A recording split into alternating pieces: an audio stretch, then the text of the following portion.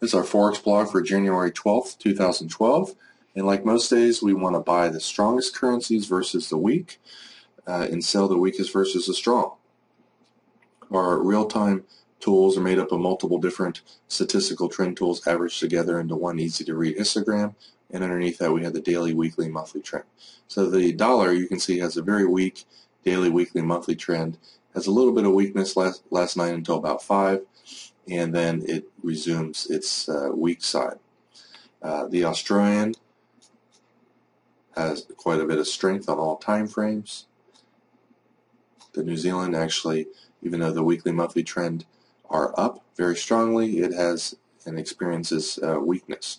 So some of the highest odds trades last night were to trade the Australian versus a very weak yen, and then once it's clear that the counter trend up move, which is against the daily, weekly, monthly trend, is over, which was right around this time, you want to trade the Australian versus the dollar. So around 4 o'clock, it's pretty clear that the dollar is resuming its downtrend. And so if you look at the chart here, here's 4 o'clock. You can see this currency has been chopping around here for a very long time. And when it breaks out over the highs, actually closer to 4:45. 45 minutes later, you had to look, 45 minutes to watch this currency. It broke out, and you can see it went from 0320 all the way up around 75. And this gray area up here is the Fibonacci profit target levels that I do each night. And on top of that, you also had a counter trend. It's a 3 or 4 hour yellow counter trend triangle. Usually this is the end of the move. So when you see that trade, show up right here, you want to look to get out of this trade. And normally you don't want to short a currency that's this weak. Anytime you get a big yellow circle, and especially the triangles are usually the end of the trend. You go short right here, it fell down about a nice 30 pips, counter trended back up.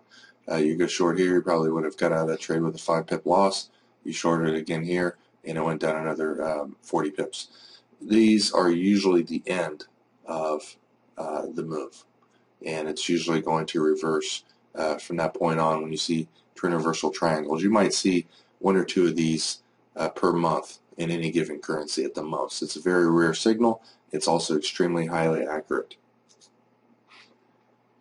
Now, earlier in the day, even though the weekly monthly trend is down, you can see that there was mostly strength in the euro. And when you have a lot of strength followed by less weakness, that momentum is likely to continue. So at 5:30, you might have been looking to buy the euro versus whatever was the weakest at that time. The yen was consistently weak all day, and by 5:30, the dollar had resumed its weakness. So you have euro dollar buy coming up around 5:30. As you can see, it went up, pull back, and exploded up. Very big trend moves. And notice the trend reversal triangles, exactly the same opposite pattern we had on the Australian dollar. Trend reversal, big yellow dots underneath the bars are telling you that the euro dollar's trend down is over. It's likely to reverse, and it does. It explodes up. Very nice trade here. Let's look at the euro yen. 5:30 or so.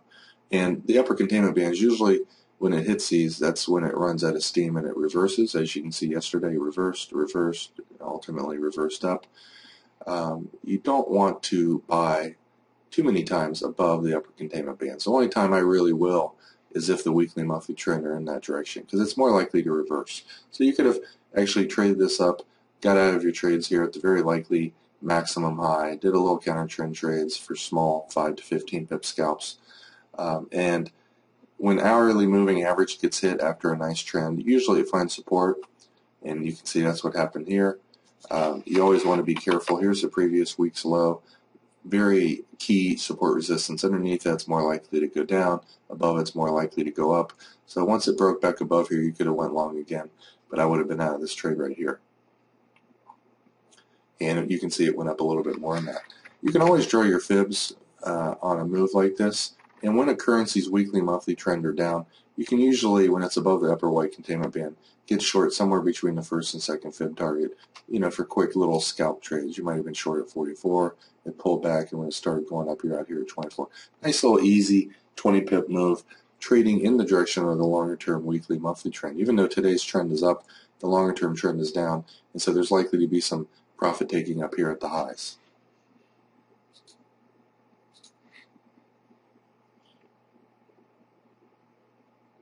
The Swiss also had a pretty strong day today.